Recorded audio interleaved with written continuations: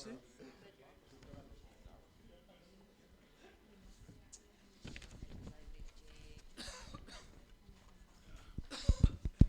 Yes. Yes, good morning everybody. Bonjour tout le monde. Alors, la session elle est traduite, donc feel free donc de choisir la langue dans laquelle vous vous sentez le plus à l'aise possible. Donc pour ce qui est des présentations, je pense que ceux qui vont faire leur présentation en anglais, donc je vais les présenter en anglais, et ceux qui feront leur présentation en français, je les présenterai en français. Voilà, donc je m'appelle Mohamedou Babassi, je suis directeur département à l'Observatoire du Sahara et du Sahel. Je vous souhaite donc la bienvenue à cette session intitulée Sahara-Sahel Region Transboundary Water Coopération for Sustainable Future. Donc je demanderai à l'ensemble des présentateurs de bien vouloir être succincts pour laisser bien sûr la chance à l'audience de poser des questions donc, au panel. Donc, on va structurer la session ainsi. Donc, on aura 6 sessions de présentation de nos panélistes. Et après, par la suite, donc, on invitera les panélistes justement pour que l'audience puisse leur poser des questions. Donc, notre premier panéliste sera en ligne. Il s'agit d'Alice Aurélie. Je voudrais m'assurer d'abord qu'elle nous entend. Alice, vous nous recevez? Is she with us? Alice Aurélie. Yeah. We can't hear you. Okay. Okay, great. Can you hear me? Yes, we can see you now. Great, wonderful. Fine. So.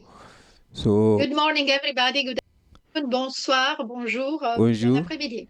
Oui, vous m'entendez? Oui. Voilà, je vais juste vous introduire et puis voilà, je vous laisserai la parole pour faire la keynote speech. Alice Aurélie is a water resource expert and holds a PhD in hydrogeology. She was more than 30 years of experience as the UN official. She is currently a member of the board of directors of the UNESCO Chair on Sustainability and is ambassador and senior advisor to the SADC Groundwater Management Institute. Member of the UN Water Expert Group on groundwater, she was head of UNESCO's groundwater system and water cooperation section until June 2023. She led the international team that carried out the first global assessment of the planet transboundary aquifer in the early 2020s. Then she also led the UNESCO International Shared Aquifer Resources Management, known as the ISARM program. From 2002 to 2012, she directed the UNESCO expert team that assisted the UN International Law Commission in drafting the article of the law on transboundary aquifers that you know. So, Alice, please, the floor is yours. Thank you. Thank you. I will try to be very brief. Can you see my slides? Yes. Okay, fine. So, there is an echo. Yeah. You can put it in diaporama. The diaporama, yes. How to do it?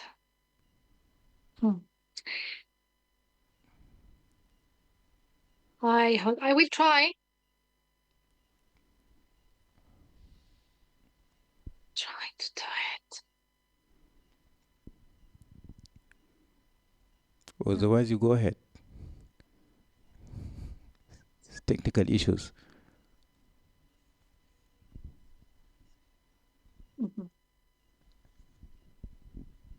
Let me see, because yeah, it's a technical issue. Yeah. Let's see. No. Yeah, that's okay now. No.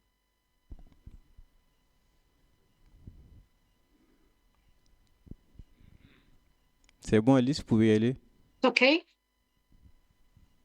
No? Can you see it? Yes. Go ahead, please. Okay. So I will start with a very simple introduction.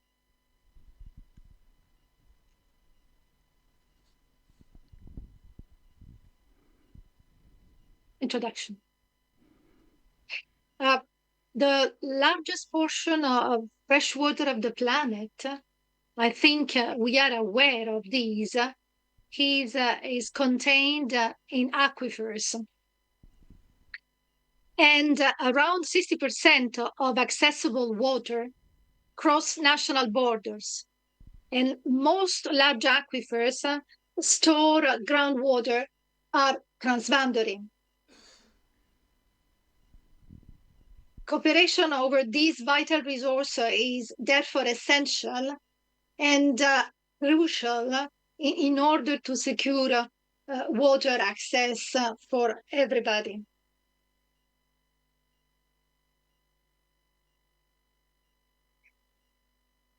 The last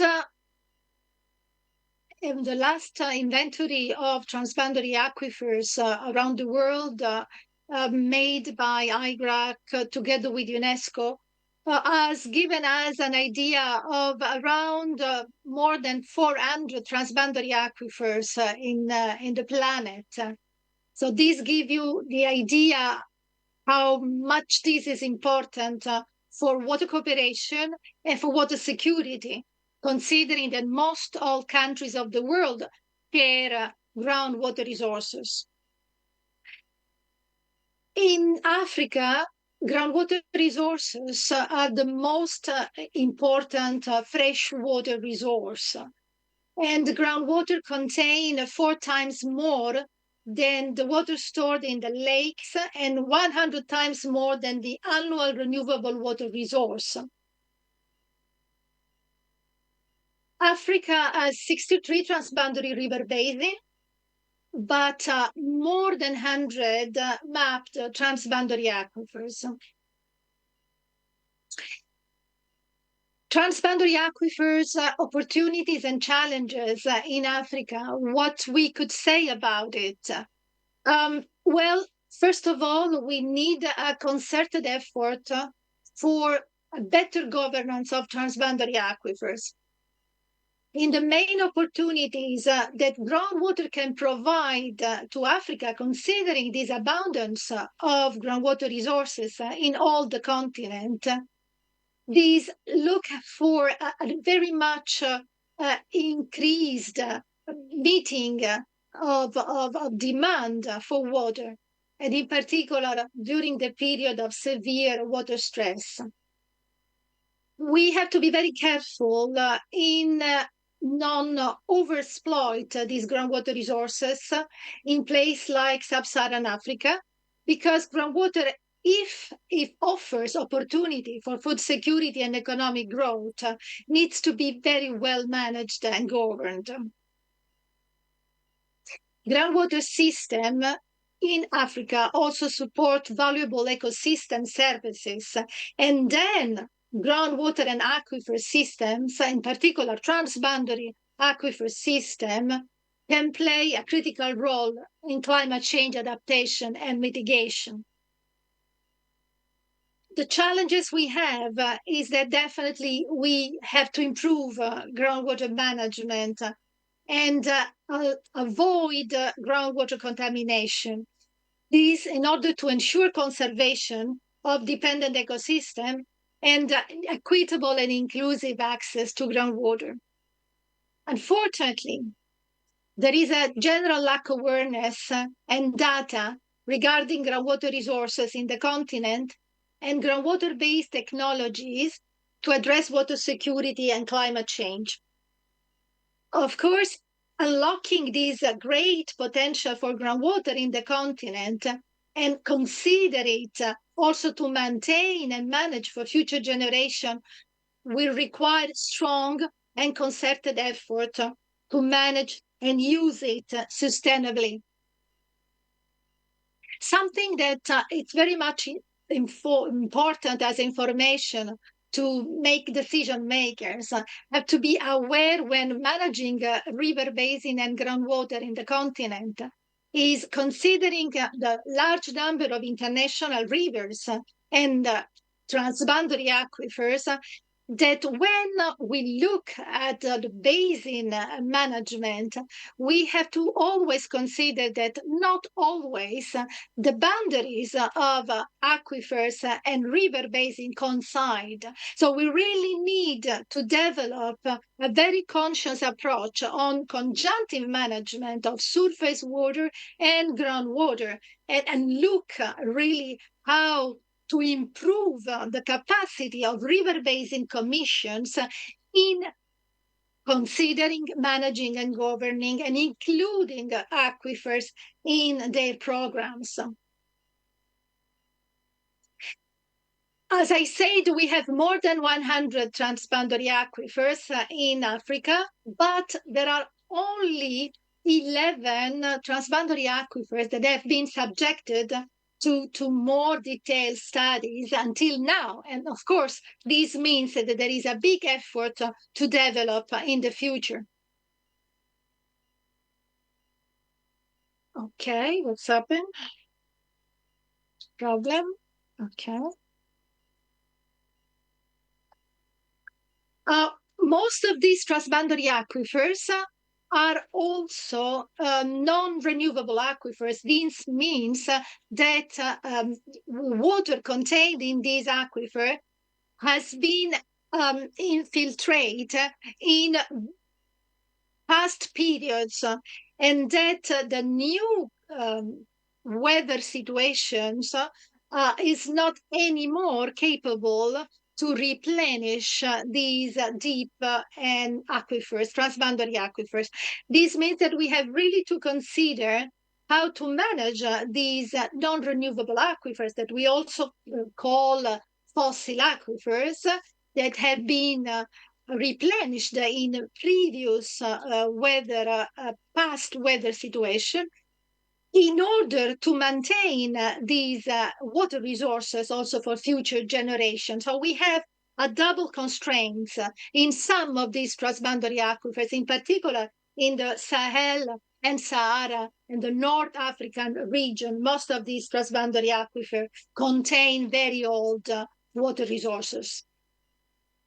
In the last IPCC2 assessment, the report in 22 and the report of 2023, looking at how climate change impacts can modify situations in several areas of the planet, there is a particular attention to Africa in particular.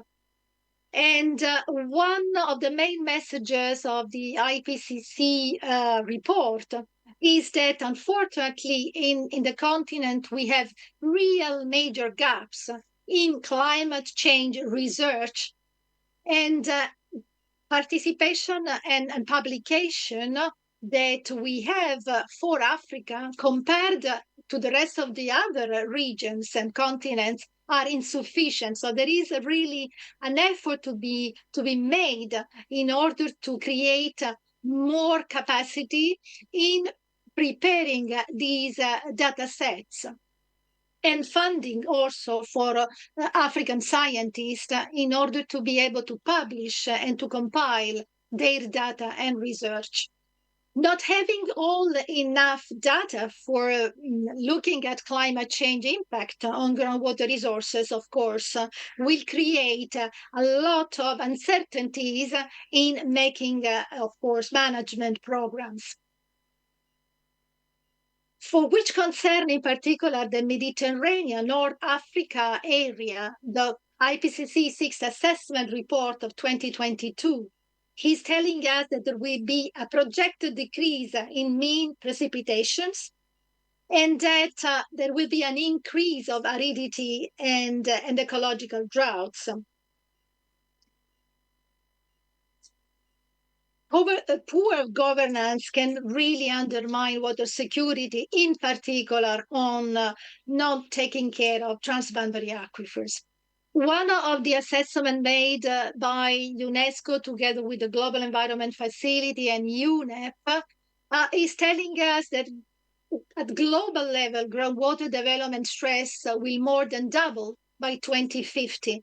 And this is, of course, really crucial for Africa being one of the vulnerable areas.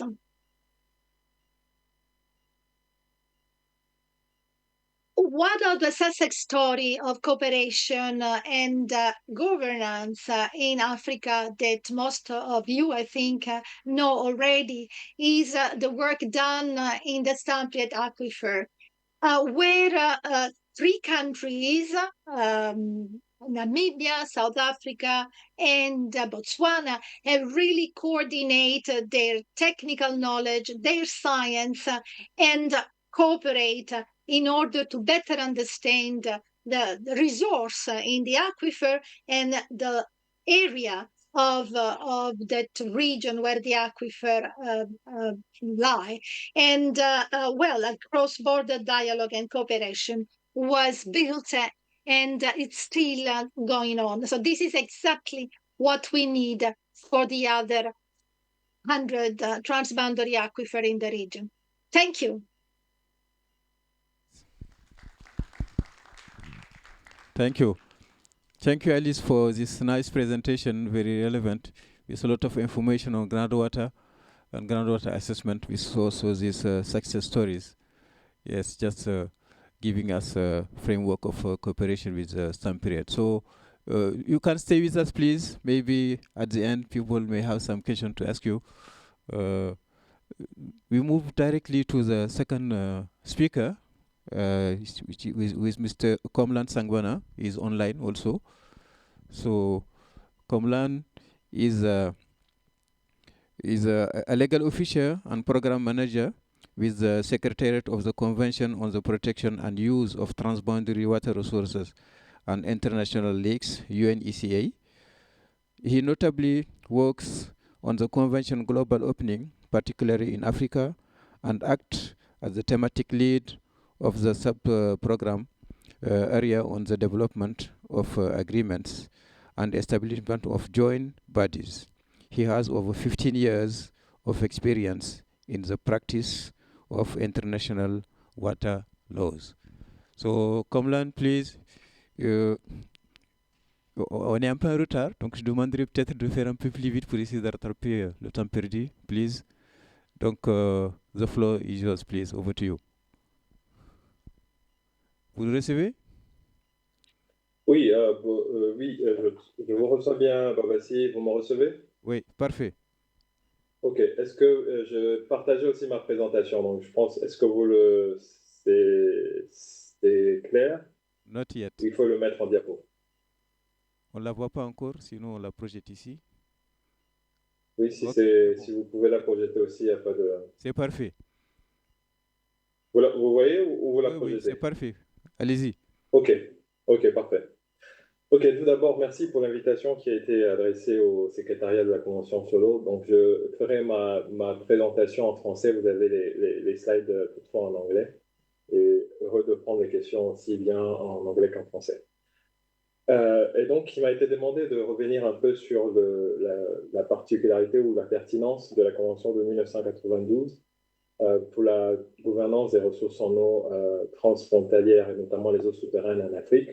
Effectivement, aujourd'hui, l'un des développements majeurs que nous observons dans la région, c'est l'adhésion de plusieurs États membres de la région Afrique en fait, à cette convention, donc la convention de 1992 sur l'eau, donc la convention sur la protection et l'utilisation des cours d'eau transfrontières et des lacs internationaux. Alors, je ne reviendrai pas en détail sur les aspects contextuels. La docteure Alice Aurélie m'a précédé avec des éléments très pertinents sur aujourd'hui l'état de lieu des eaux souterraines et puis les enjeux qui sont autour. Peut-être m'attarder rapidement sur le contexte global par lequel nous intervenons aussi sur ces aspects liés aux eaux souterraines. Premièrement, sur le suivi de l'indicateur 652, suivi que nous effectuons ensemble avec les collègues de l'UNESCO, et donc qui a pour notamment pour vocation à mesurer Oui, donc, la proportion des bassins. On ne va pas défiler la présentation.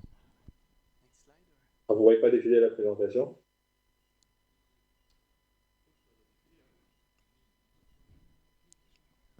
Oui, oui. Est-ce que là, c'est bon? Allô?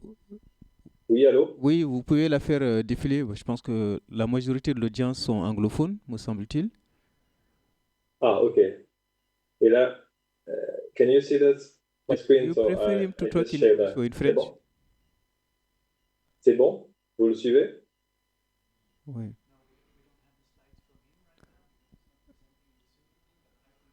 Est-ce que là, vous avez les slides? Oui, oui. Do you have the slides? Allez-y, allez-y. Faites défiler. OK, je suis à la slide 2 sur le global, le contexte global. Yes, context global. Go ahead.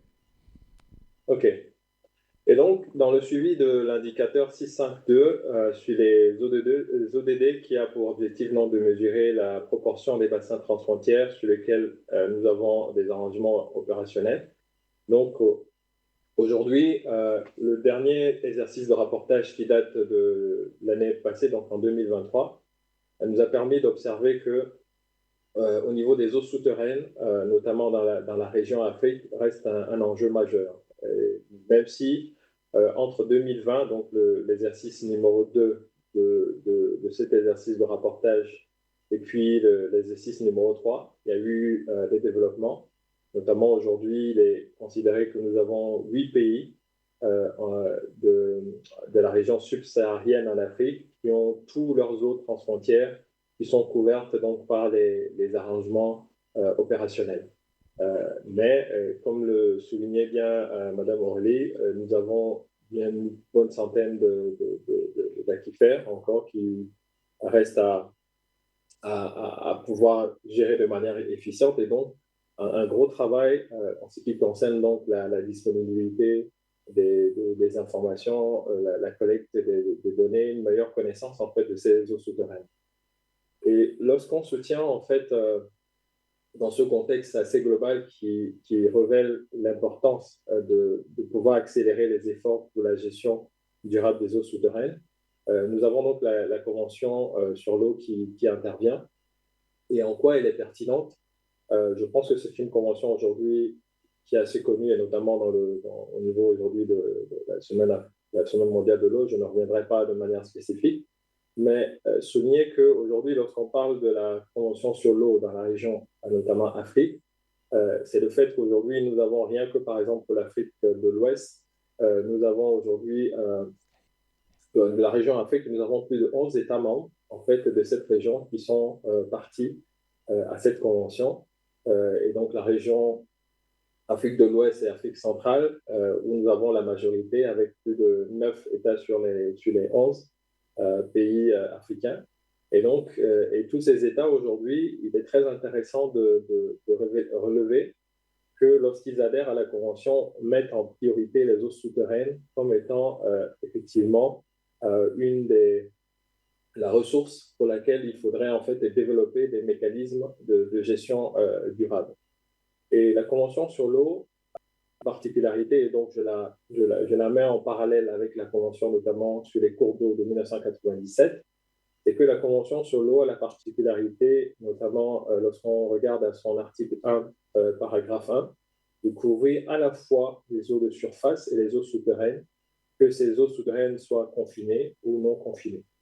Et donc, au regard de la pertinence un peu de cette convention, donc qui couvre un large éventail de types d'eau auxquels elle peut être appliquée, la plupart des États aujourd'hui, lorsqu'ils adhèrent à la Convention sur l'eau, insistent à la fois soit sur le renforcement des cadres résistants pour pouvoir intégrer les eaux souterraines, ou effectivement de développer des arrangements ou des accords spécifiques effectivement sur les eaux souterraines. Donc aujourd'hui, c'est vraiment je dirais, un domaine dans lequel la Convention sur l'eau sera amenée à collaborer de plus en plus, et notamment avec les différents partenaires qui sont sur la question, que ce soit l'UNESCO, l'OSS et bien d'autres.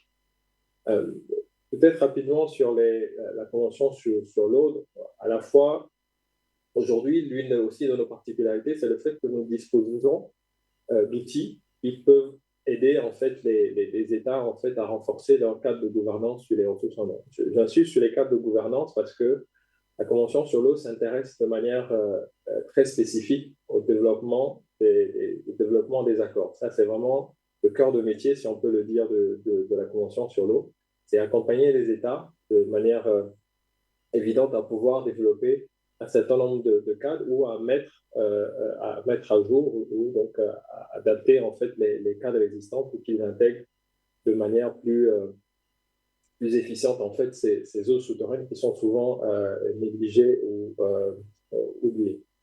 Et donc, premièrement, un outil que nous avons, c'est vraiment ces dispositions types qui ont été adoptées en 2012, qui aujourd'hui spécifient de manière pratique en fait les dispositions de la Convention sur l'eau aux eaux souterraines. Et donc ça, c'est un outil qui a été utilisé dans le passé dans plusieurs cas, où sur la base en fait de ces model provisions on transboundary groundwaters, quelque part aussi sont qui s'inspirent en fait du travail qui a été fait par la Commission du droit international sur les articles applicables aux aquifers, et donc qui aujourd'hui est à disposition pour aider à la fois les parties et les non-parties à pouvoir en fait adopter, développer donc des accords sur les eaux souterraines ou effectivement réviser des accords à la fois bilatéraux et multilatéraux sur ces eaux souterraines.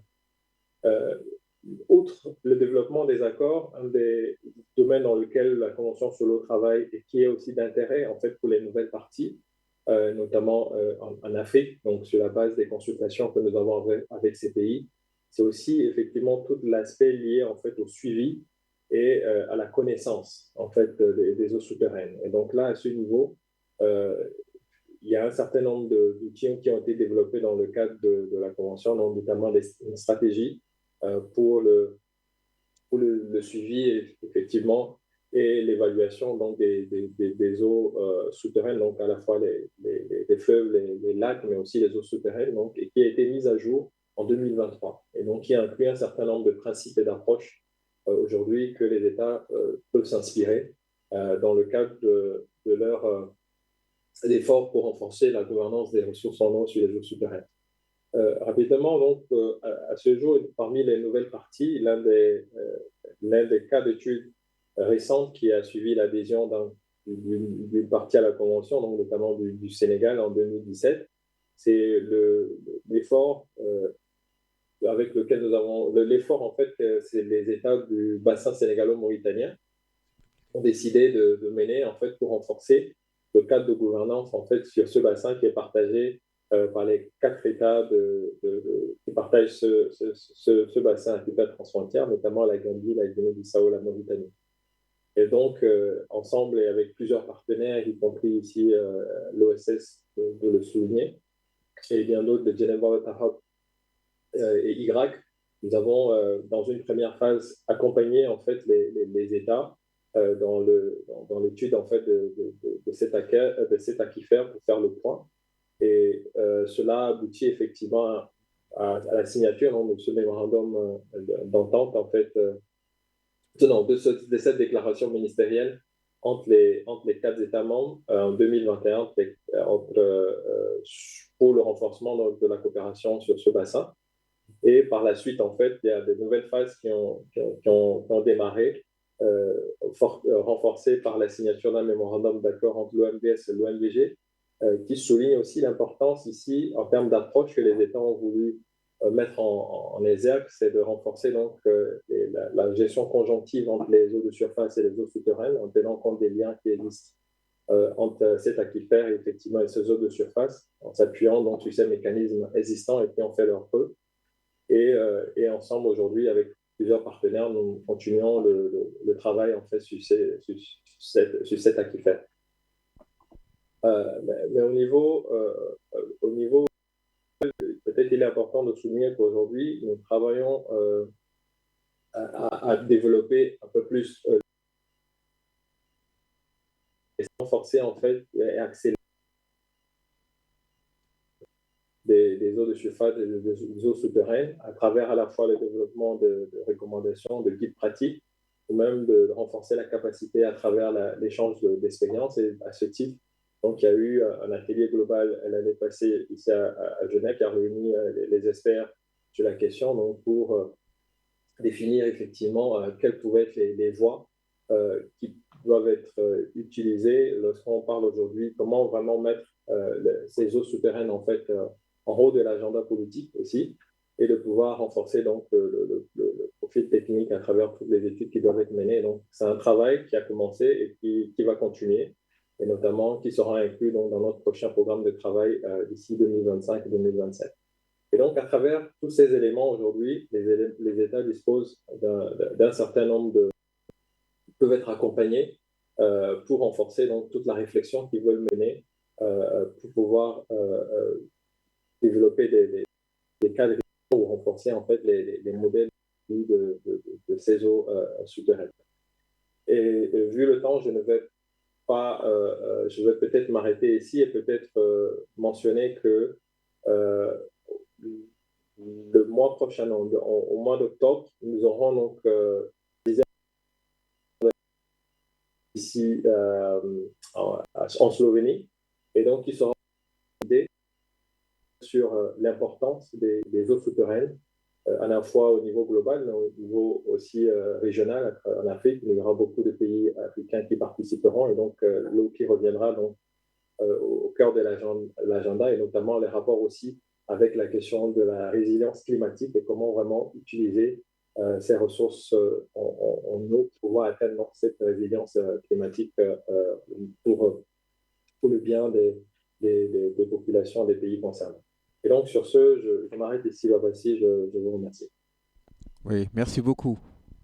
So, some claps for Komlan. Thank you very much. Thank you, Komlan, for this presentation with some details on the Water Convention.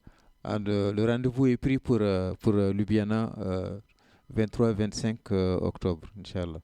Alors, our next speaker will be Miss Tatiana Dimitrieva, who is a project officer at UNESCO AHP. She holds a master's degree in environment science and PhD in water science.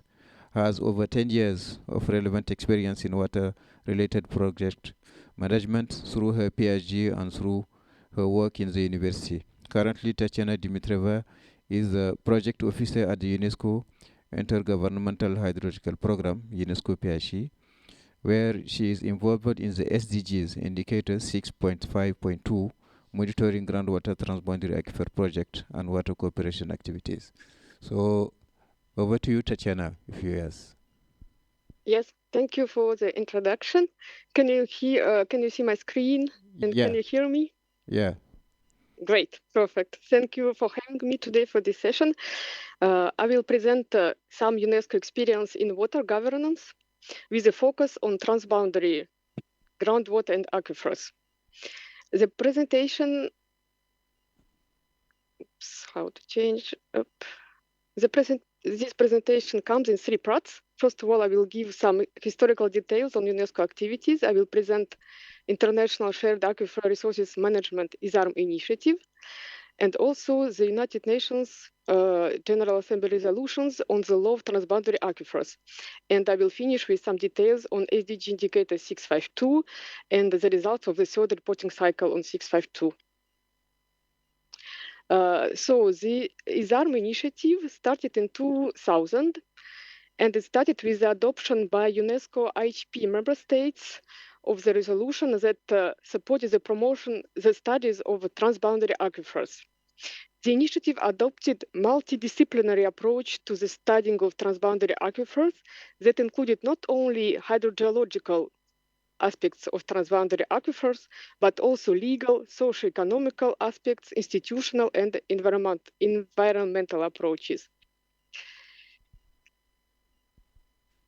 As a result of almost 2 decades of ISARM initiative, multidisciplinary assessments and inventory of transboundary aquifers were made in more than 130 countries on all continents, on 4 continents, and regional chapters of ISARM were created in America, Europe, Asia, and in Africa. In Africa, most of the countries were involved, up to 45 countries. UNESCO IHP gained a unique experience in assessment activities in cooperation with different partners, donors, and also member states. And as a result of ISARM, many publications, maps, guidelines, case studies, technical reports were produced in regard with the transboundary aquifers all over the world.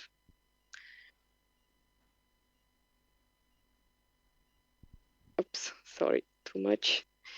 And the principles promoted by ISARM contributed to the adoption by the United Nations General Assembly of the resolution on the law of transboundary aquifers in 2008. The law of transboundary aquifers include 19 non-binding articles that are a result of a huge work in collaboration between hydrogeologists and policy and lawmakers. The draft articles promote the key principles of transboundary aquifer management that are equitable and reasonable use of shared groundwater resources, no significant harm, and also cooperation and exchange of data and information. I put the code here for those who want to see the 9 articles, because we don't have time here to go into details, but those are the basis of transboundary aquifers cooperation. In 2021, 468 transboundary aquifers were identified all over the world, and only a few aquifer-specific arrangements reported. So you can see that the progress is very slow and challenging. And the main reason is the lack of data and information on transboundary aquifers and groundwater resources.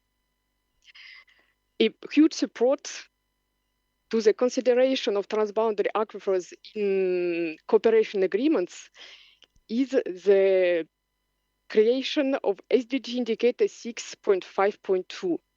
As it was mentioned already, this indicator 652 measures the proportion of transboundary basin area, rivers, lakes, and aquifers with an operational arrangement for water cooperation.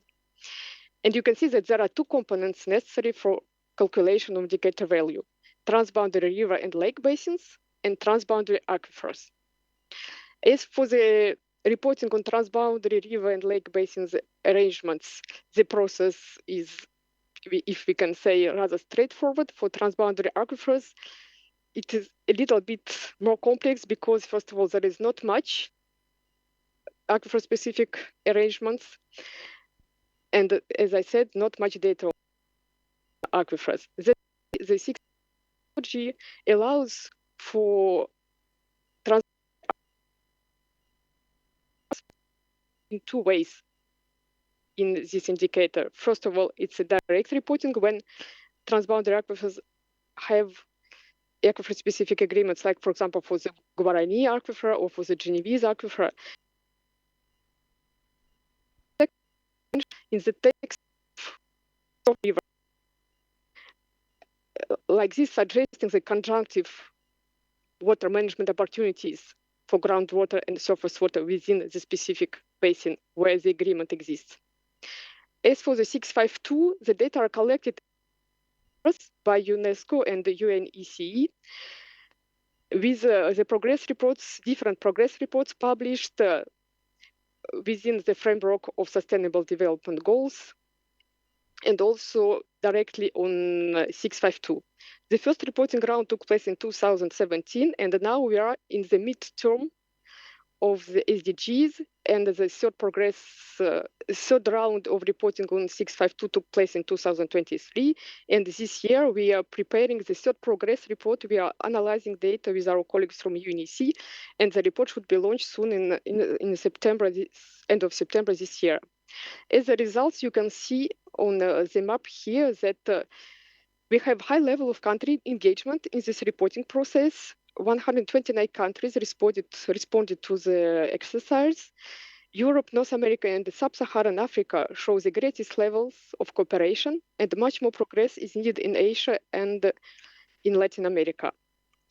Also, 652, as I mentioned, it's a trigger of cooperation, and it's also an unprecedented opportunity for countries to consider their transboundary aquifers with a specific component on transboundary aquifers included in the methodology. Speaking about African region, we can see that this third reporting ground, we have received better quality report with 21 countries having 90% of their shared waters covered by operational arrangements, speaking about surface water. And also for groundwater, there is an increase. There are 12 countries, with 90% of the transboundary aquifer area covered by operational arrangements. This increase is, first of all, due to the better consideration of transboundary aquifers and groundwater within the 652 methodologies, and also the revision of data and better application of the methodology, yes. And also, it is important to highlight that in the African region, continent, there is this long tradition of transboundary cooperation through basin organizations. And the 652 methodology allows to include groundwater cooperation within, to report on groundwater as covered by cooperation within the river basin organizations. But still, the challenges remain, and more precise data are required to properly calculate the surface areas of transboundary aquifers, and also the cooperation not only mentioned in the text of the reports, but also taking place in the field, in the river basin organizations. Also, for the way forward, as I already mentioned, the third progress report should be launched in September this year, and it is important to disseminate the data from this report to align plans and strategies of United Nations agencies to better consider transboundary aquifers and groundwaters in the programs of work. Also address data gaps that are identified thanks to the 652 reporting exercise, enhance capacity building and support to enter for countries into new agreements, and also operationalize existing agreements, and also capitalize on the legal frameworks 1992 Water Convention as it was presented by Comlan, and also not to forget about 2008 draft articles on the law of transboundary aquifers. Also, political will is important to cooperate on transboundary aquifers, and more financing to support studies and to get more data on aquifers. Also, partners are involved to cooperate, are invited to cooperate with UNESCO and UEC on preparing regional reports with a specific focus on transboundary aquifers cooperation. And I did not highlight, but I'd like to highlight here that this third progress report on 652 has a specific focus on climate change. This is a new regarding within the SDG framework, because this year we were asked to align our reports with non-directly water sectors. So it's very important also to consider transboundary aquifers in this context of climate change, because the water contained in aquifers, this is important to enhance countries' resilience to climate change. And it should be better presented and included in different also strategies, country strategies, regional strategies, and the work of international organizations. I think that's all. Thank you. Yeah, thank you. Thank you, Tatiana. Yeah, thank you for this nice presentation, and also all the work UNESCO is doing regarding the SDG 652. Very interesting. So stay with us. And then we move to the next presenter, Mr. Jonathan Lotze. Yes, as you know, it was difficult to manage those online. So just ask you just maybe to try to respect the time allocated. So we're going to be short of time now. Okay, thank you. Okay.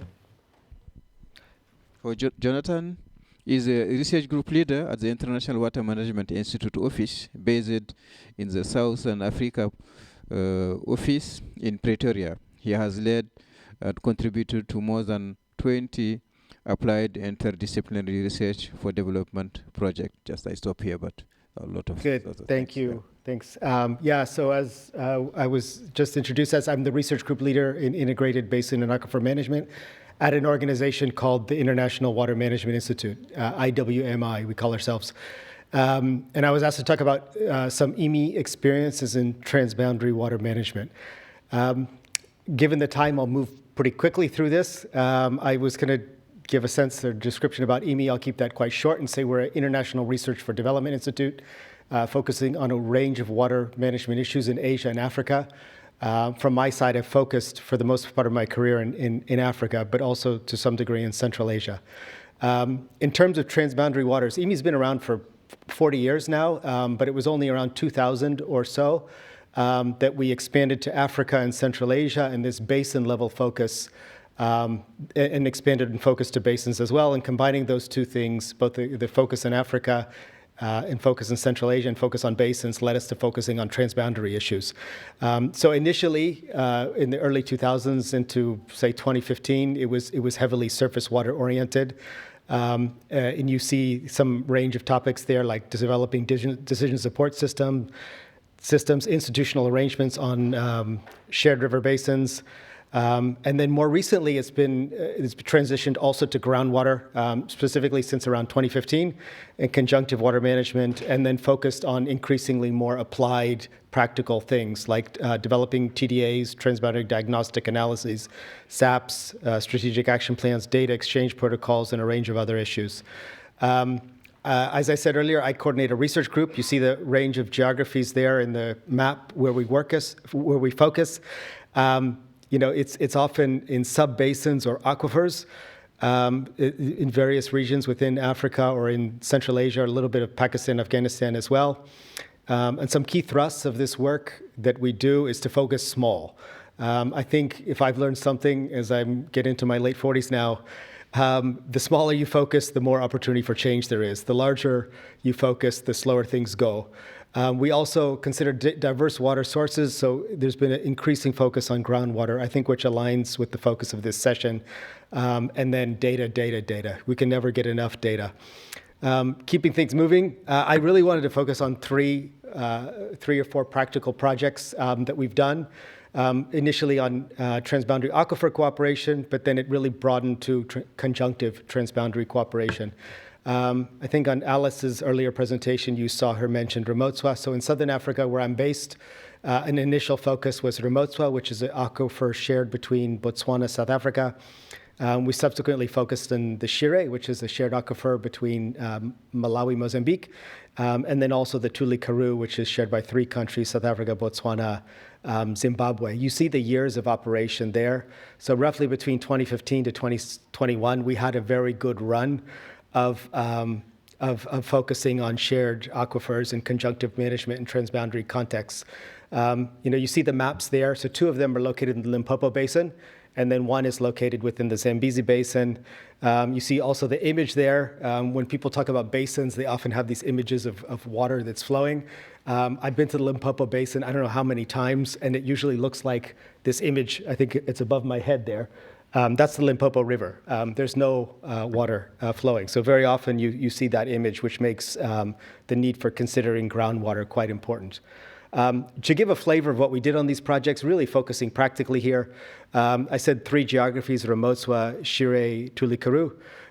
Initially, the work in Ramotswa was focused on groundwater cooperation, but we quickly learned you can't really isolate groundwater. Groundwater is interconnected with surface water, so if you're going to talk about shared water management, you often need to think about the two in conjunction. So we did broaden that, particularly as we moved to the Shire and then the Tuli Karoo to really look at conjunctive. And we acknowledged some of the experiences we were doing, some of the projects we were doing, were some of the first to do this. So we were cognizant of that and tried to lesson learn, knowing that we wouldn't be perfect in doing this, but we could kind of mine this for lessons that might be more broadly relevant in the SADC region and then beyond. To give you a sense of the key activities in this project, there was a diverse range. So they focused on a few things. Undoubtedly, I think we heard the word data come up already. This is always an issue in shared water management, and then especially in shared groundwater and shared aquifer water management. So a lot of these projects, all of them, frankly, started off with either a baseline report or transboundary diagnostic analysis. Effectively, it was oriented at the same thing, collecting data from different countries, integrating it, developing an integrated picture of an aquifer, and then determining what it tells us, and then working with the countries, kind of identifying the key issues that emerged, because there's a lot when you start to collect data and integrate it. There was also in the remote soil this information management system development, and that was the first phase. There was a second phase as well that we transitioned from this initial baseline report to this strategic action plan, in which countries kind of converged on key action areas to take things forward. Managed aquifer recharge was consistently a focus as well, so we did reports on that, investigating the potential. There was consistently a lot of interest on that. In remote soil, we did modeling. In the other two aquifers, we didn't do that, and I think a lesson learned there was that the data was really not sufficient to really develop a really strong model. So probably more effort could have gone into other things early on. We also had an activity around ag water solutions, as it said there, which was looking for ways to stretch very limited water resources farther to make efficiency gains with limited water resources. In the Shire, it was a shorter project focused on mainly the TDA and the strategic action plan, and then some knowledge dissemination. In the Tuli Karoo, which was the last of the three, what we really, among the new things we focused on was transboundary aquifer monitoring, which to our knowledge might have been one of the first efforts to do that in Africa. We installed data loggers in different countries, had them transmit data to a common platform, and allowed the countries to access it, because the data issue just was really in our face. This was not done alone, far from it. We had a range of partners. SADC GMI, who's in the room, was a partner on the last two projects.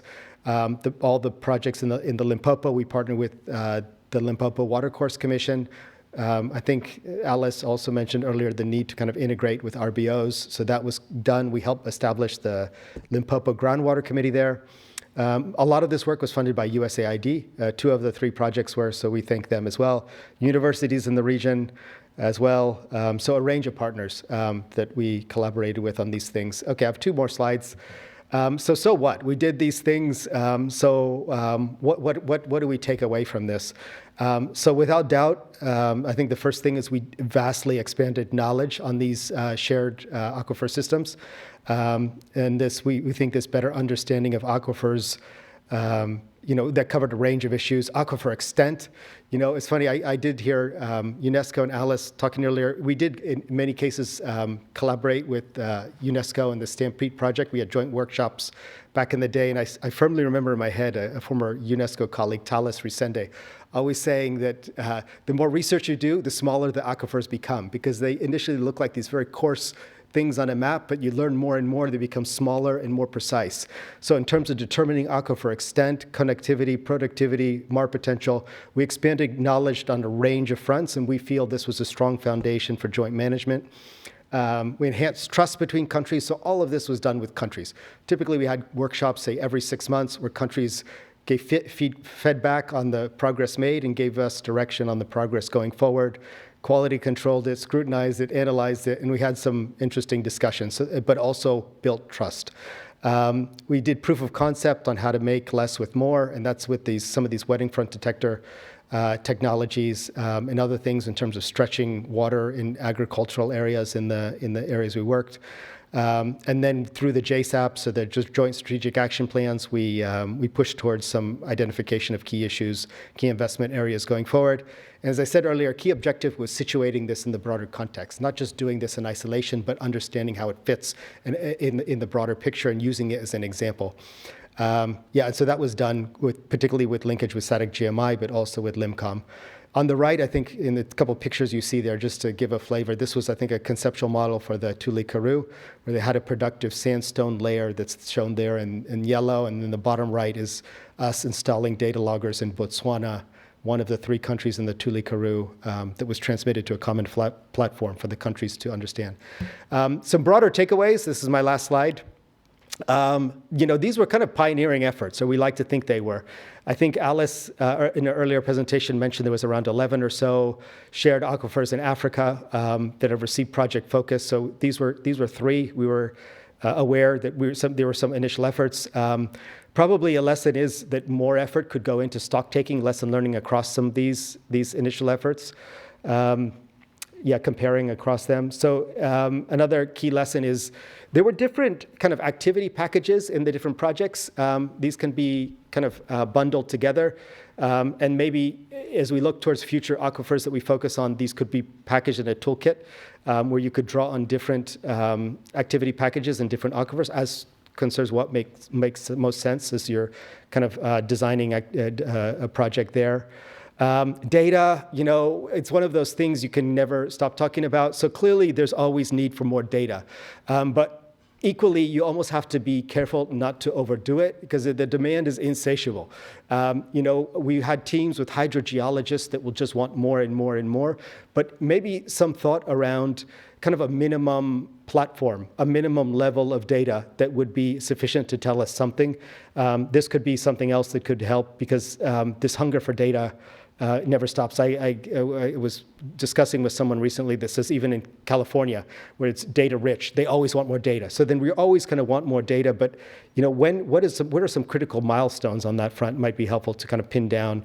And then obviously aquifer-oriented cooperation takes a long time, and generally transboundary water cooperation takes a long time, but aquifer cooperation can take even longer. And a particular challenge, it was interesting, again, pointing back to an earlier presentation from Alice, she noted that the boundaries don't align, nowhere close. So for various reasons, the aquifers tend to be much smaller than basins, and depending on where they're located in countries, they can even be like in quite peripheral parts of those countries. But when it comes to transboundary issues, a common challenge we faced, I'll say in all 3 aquifers, was the need for internal coordination within countries. That because it's a transboundary issue, the capital wants to get involved, but oftentimes there's a set of quite localized issues that are quite far removed from the capital. So that kind of fostering that internal coordination efficiently within countries in a sort of reasonable time frame was a challenge. And then maybe looking forward might be something that could be addressed to improve efficiency. And then a final point, we didn't experience conflict. There's a lot of narrative around conflicts and shared waters. We didn't experience any of that. I think the opposite was actually true, that there wasn't always firm demand on both sides of the border for transboundary cooperation. So it's funny, as we hear all these examples of we're just basically scratching the surface of transboundary aquifer cooperation, there's 400 some odd shared aquifers. We've only have cooperation on, say, 20 or so. There's a lot of uncharted territory. We might try to find the ones, target our efforts to those shared aquifers where there's real demand for cooperation on both sides. So in certain cases of ours, there was heavy use on one side, heavy interest on one side, but it was not much on the other. But I think that the real interest lies where there's firm interest in extracting, using water, or dealing with a challenge on both sides. So then that's where the key ones might be for focusing on going forward. Okay, thank you for your time. Back to you, Lamine. Thanks. Thank you. Yeah, thank you, Jonathan, for this presentation. Are you right? Yes, to mention the importance of data for modeling and also water resources knowledge improvement. So we are going straight to the presentation 6, please, because we are out of time. Then we'll come back later. And for those who are remaining, I will ask really to shorten your presentation, just to give the audience the chance to ask more questions. Our next presenter will be Mr. Muaz Alwi, please. Yeah. Not this one, the other one. Not this one. 6, yeah. The next one. Muaz is a senior manager of the Stockholm International Water Institute, SIWI, West Asia and North Africa office in Amman, in Jordan. He has over 30 years of experience in water sector, both nationally and internationally. And prior to joining SIWI, Muaz was central director at the Tunisian drinking water utility SONED, also contributed in writing and publishing a lot of articles and books in the water law domain. Please, over to you, Mr. Muaz. Thank you very much, Lamine. So my presentation will be around study that we conducted as SIWI with the support of International Center for Water Cooperation. So it was sponsored by UNESCO, in fact. So this study was around the international cooperation and the human rights water realization within the northern West Sahara aquifer system. So this study will be published soon. So we finalized that study, and it's now it will be reviewed by some colleagues and members of the ICWC, and it will be available during the next month. So through this study, we try to assess the level of cooperation within this important aquifer, and make the linkages with the realization of the human right to water for the population around this aquifer. So, as you may know, this aquifer is one of the most important transboundary aquifers in Africa, and it's shared by 3 countries, Algeria, Libya, and Tunisia. In 2016, the ministers in charge of water within these 3 countries signed a joint declaration establishing a permanent consultation body. It was effectively operational in 2008, and recently, this year, they signed a new agreement in order to create a new permanent consultation mechanism that will be based in Algiers, in Algeria, in addition to a joint working group. So to conduct the study, we developed 2 questionnaires. So the first questionnaire was regarding transboundary cooperation between the 3 countries with different criteria to be assessed. The second questionnaire was about the level of realization of the human right water within the countries, so at the national level.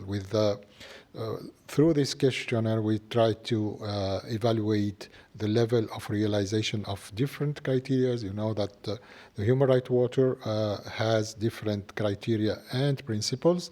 Some of the criteria are the level of accessibility, affordability, and acceptability, and so on. And the principles are more dealing with access to information, public participation, accountability, and sustainability. So we tried through this questionnaire to evaluate and assess these 2 thematics.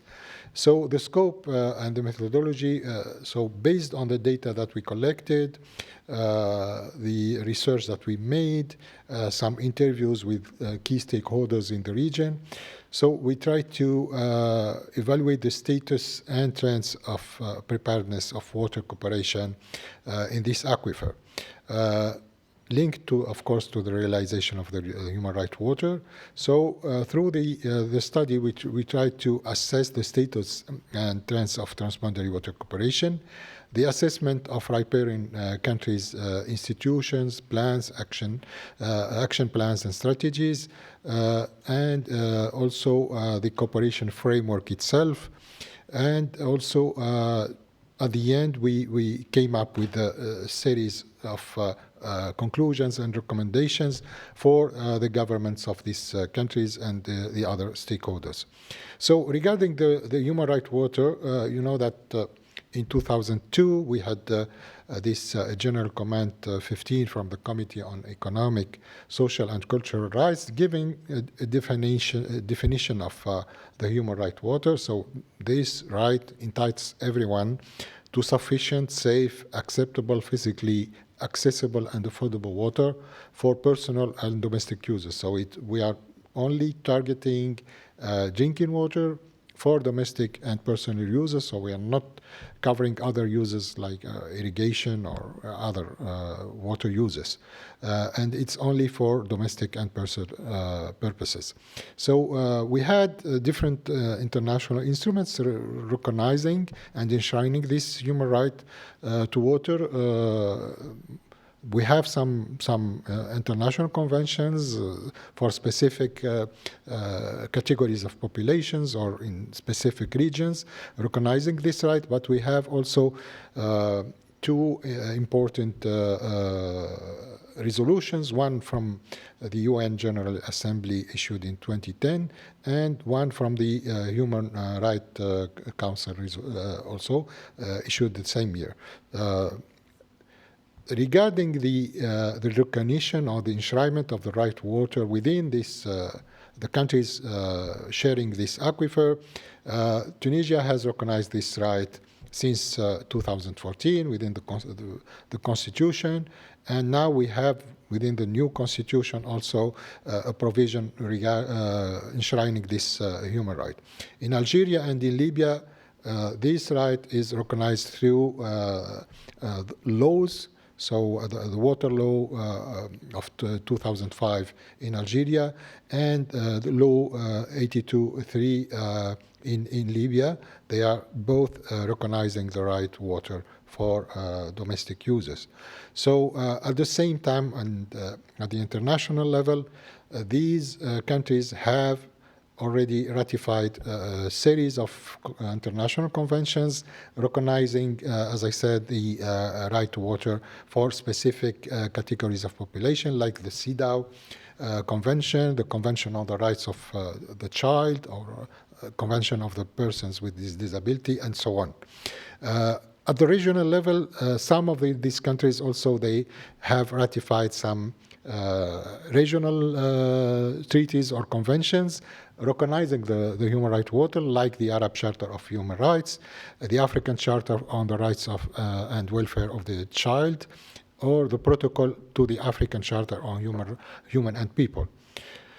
The conclusions, so just to go faster, the conclusions and recommendations of this study regarding the first part, which is the transboundary cooperation, I said that there was cooperation already between these countries since the 80s of the last century, and they signed a new arrangement in 2006 and 2024.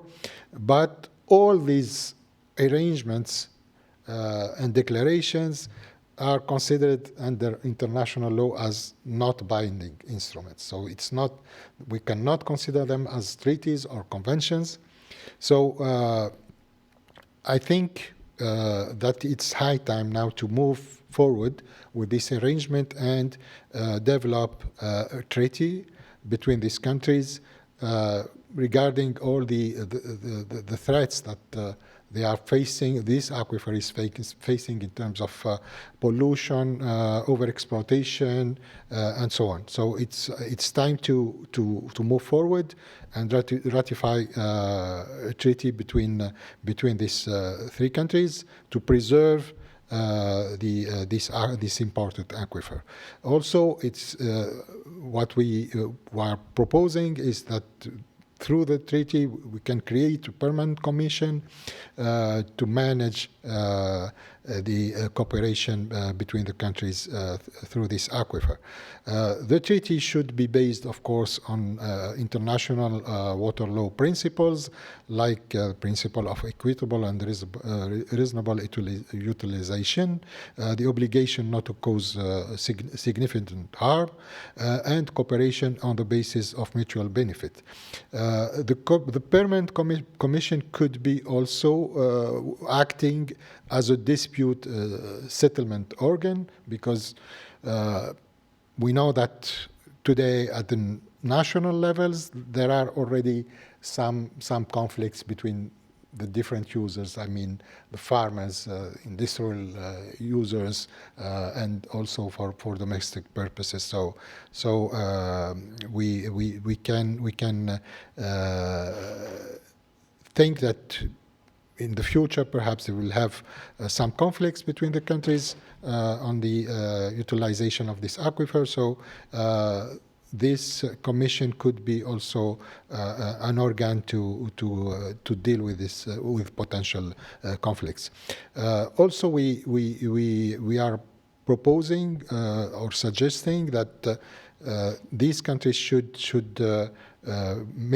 put in place some common projects and infrastructures, especially regarding brackish desalination, as the quality of the water of the aquifer now is declining because of the over-exploitation. The desalination level is much higher than in the past. So they can develop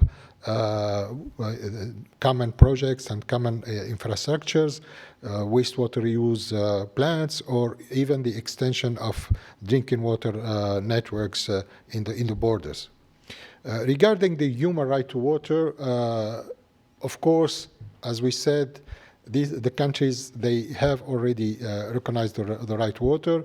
They have water acts or water codes giving the priority to drinking water. They have updated national water strategies focusing on drinking water. They are putting in place large investments specifically relating to non-conventional water productions. The level of accessibility compared to other countries in Africa could be considered as satisfactory, with some disparities between rural and urban areas. Drinking water is affordable because it's largely subsidized by the government. In terms of quality, they have standards complying with WHO guidelines, and most of them they are conducting tests to make sure that the water has the requirement imposed by these standards. But this is the last slide. So we propose that the arrangement in place should explicitly, the arrangement regarding the transboundary waters should explicitly address the human right to water, which is not the case now. So when you look to the different declarations, ministerial declarations, they are not addressing the human right to water or accessibility for the population to drinking water. So we are proposing to include this within a treaty, like the protocol on health and water for the UNECE convention. So we also emphasizing on the inclusion of the principles of access to information and public participation within this treaty. So we can perhaps could be inspired by the Aarhus Convention regarding access to information, public participation, and decision-making in environmental matters. So thank you very much. Yes, thank you. Thank you, Moaz. Thank you for trying to accelerate at the end. We're sorry because we are out of time. So we are going now to have Apolline, Mrs. Apolline Bambara, who hold a PhD in engineering science and master in water and environmental engineering. As water resource management expert at the Sahara and Sahel Observatory, she contributes to transboundary management, project management like ITAS, focusing on management water resources, transboundary management, and conjunctive water resource management. Formerly expert at Burkina Faso's Ministry of Agriculture, she is also involved in international project aimed in enhancing climate change resilience and sustainable development. So, Apolline, please, the floor is yours. You have 5 minutes, please, maximum. We are out of time.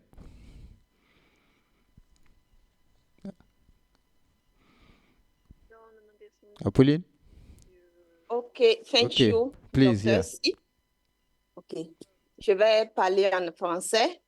Ma présentation porte sur la gestion conjointe des eaux partagées en Afrique, en présentant les deux cas d'aquifères, essentiellement l'huile médienne et celui du sénégalo-mauritanien.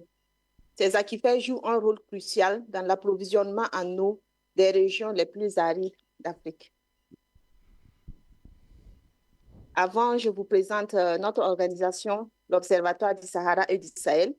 qui a été créé en 1992 et qui compte plus de 34 pays membres, dont 24 pays africains, 12 organisations représentatives d'Afrique de l'Ouest, de l'Est, du Nord. L'OSS apporte son expertise en répondant aux défis communs liés à la gestion des ressources naturelles et au suivi des accords multilatéraux sur la biodiversité, le changement climatique. Son action couvre essentiellement la gestion durable des ressources en eau et la résilience des populations, la protection des écosystèmes, en mettant en œuvre des concepts et des méthodologies pour une gestion concertée des ressources. Pour un contexte général qui a déjà été présenté par Madame Aurélie, je vais juste reprendre un peu. On précise que l'Afrique possède une potentialité en eau, avec un accent particulier sur les eaux souterraines, comme on peut les voir sur les cartes.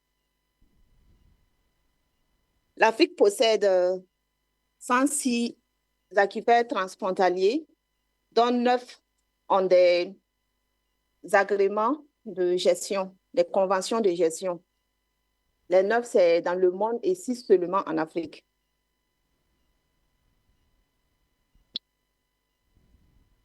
En comparaison, les ressources en eau de surface sont également importantes, avec 80 bassins fluviaux transfrontaliers.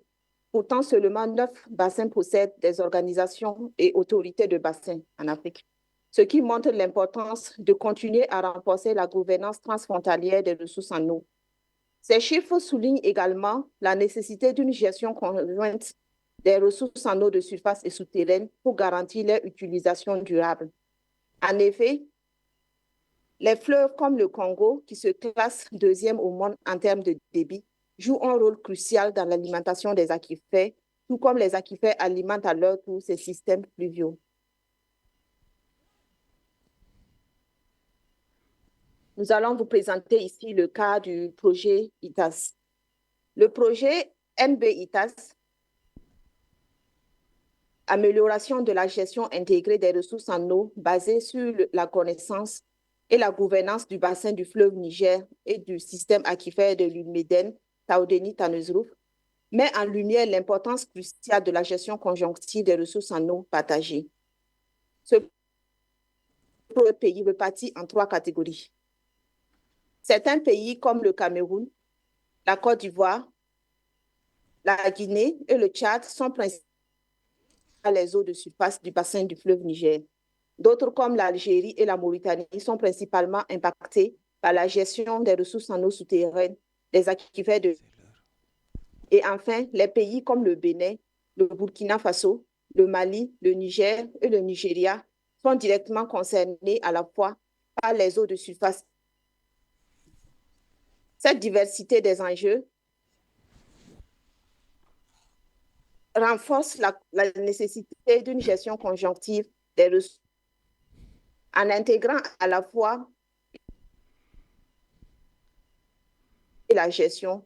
Nous pouvons garantir une utilisation durable et équilibrée des ressources en eau pour tous les pays riverains et des solutions partagées qui profitent à l'ensemble des parties prenantes.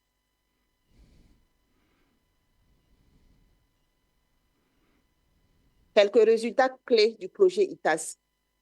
Ce projet a marqué des avancées majeures dans la gestion conjonctive des ressources en eau.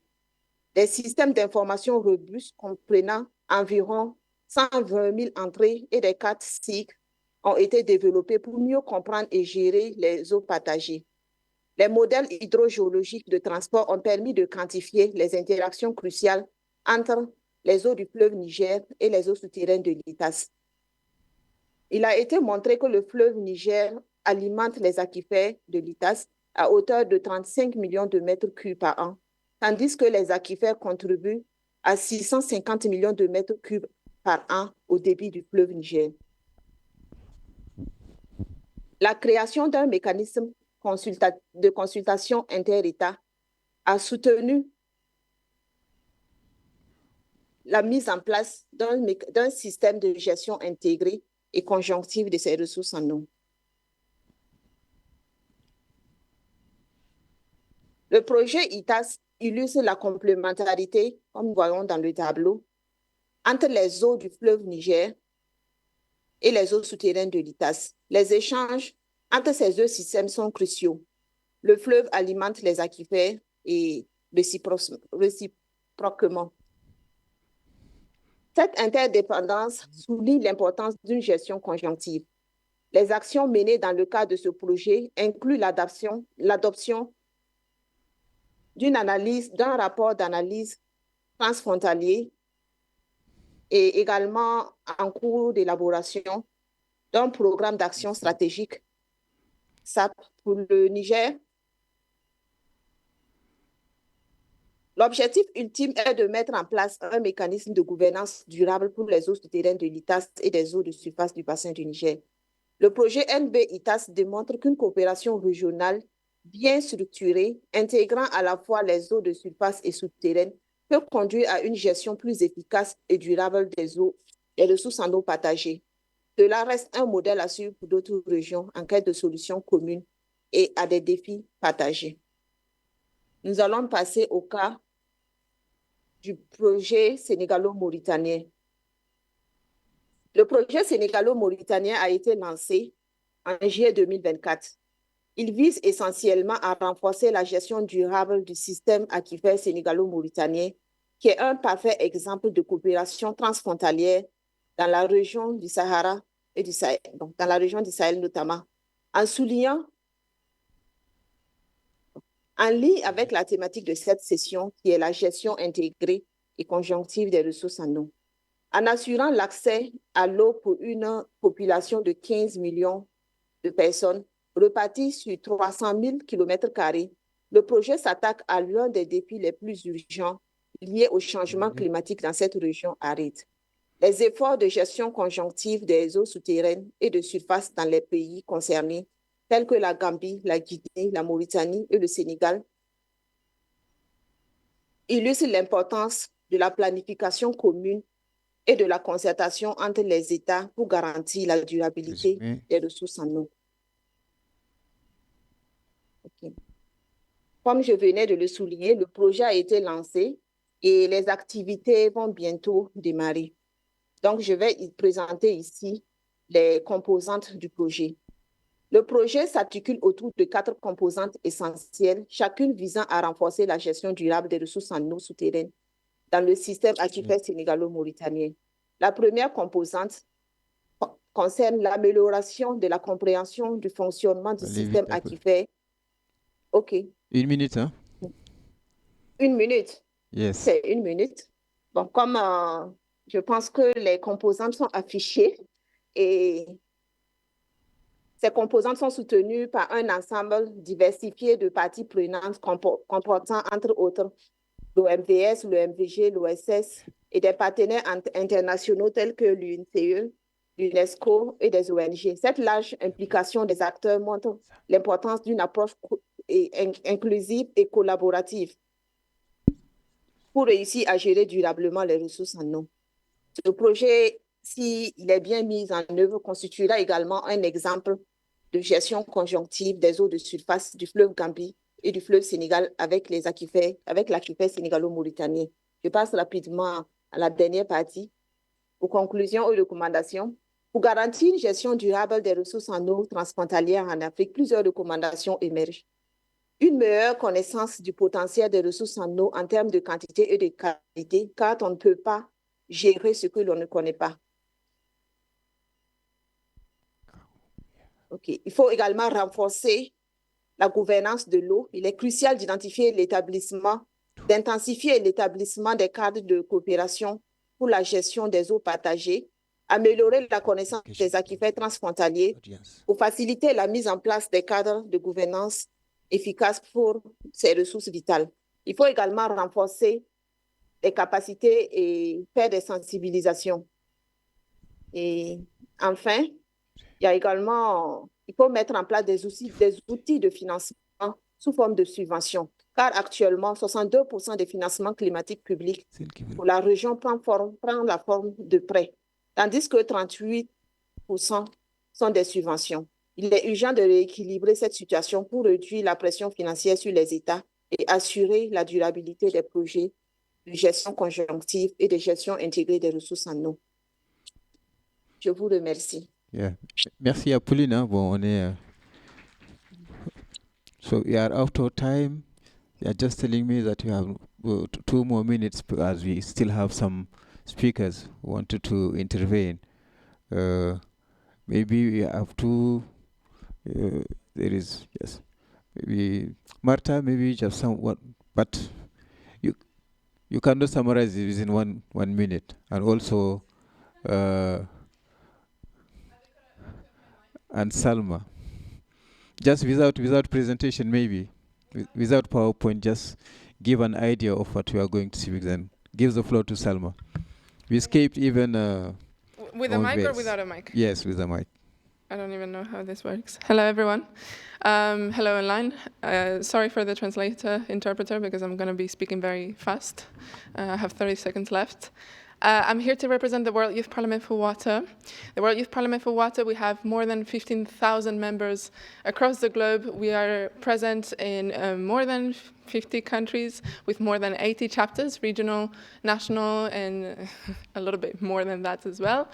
So please get in touch. We have a lot of initiatives when it comes to transboundary cooperation. I had a set of examples.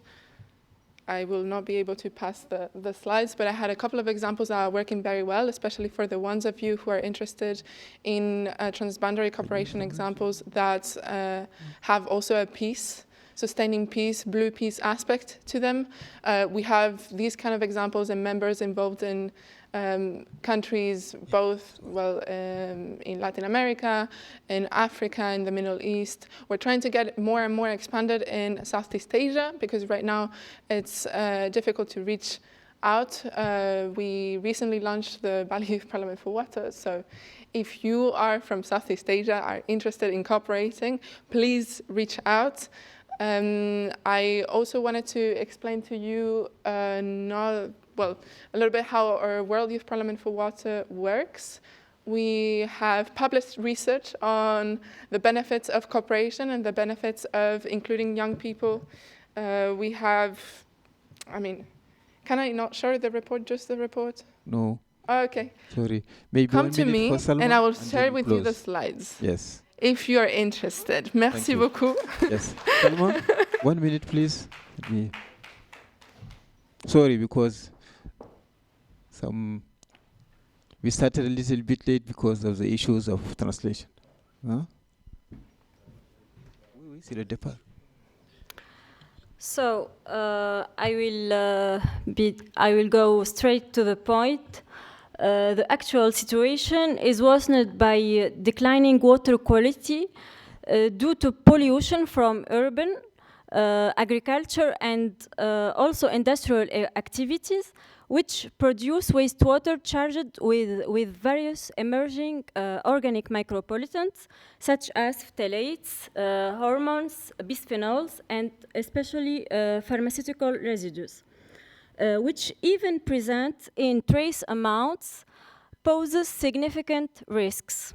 So across Africa and in Tunisia in particular, there is a concerning lack of data on environmental contamination by this pollutant. And international research indicates that even in trace amounts, these substances can have harmful effects on human health and ecosystems, as they are considered as endocrine disruptors, particularly in the absence of a clear regulatory framework. So from a technical aspect, it's important to highlight the benefits of nature-based solutions to face this issue, as during my doctoral research, I successfully worked with constructed wetland composed especially of natural substrates as cork to achieve the removal of this micropollutant. And from a general perspective, there is much more work to do, but especially we need to always help in raising awareness about the critical situation and help in building trust in water recycling and reuse, and be involved in cooperative actions. Yes. Thank you. Yes, thank you very much. Yes, thank you. We are really sorry because at the beginning, maybe we just was too long a little bit. I want to thank all those online. Unfortunately, you don't have time to go for some round of question, but the panelists some of them are here, so we can interact with them directly. So thank you very much, all of you. I'm really sorry also because, yes, technical issues and the logistics is there. Thanks very much, and see you next time.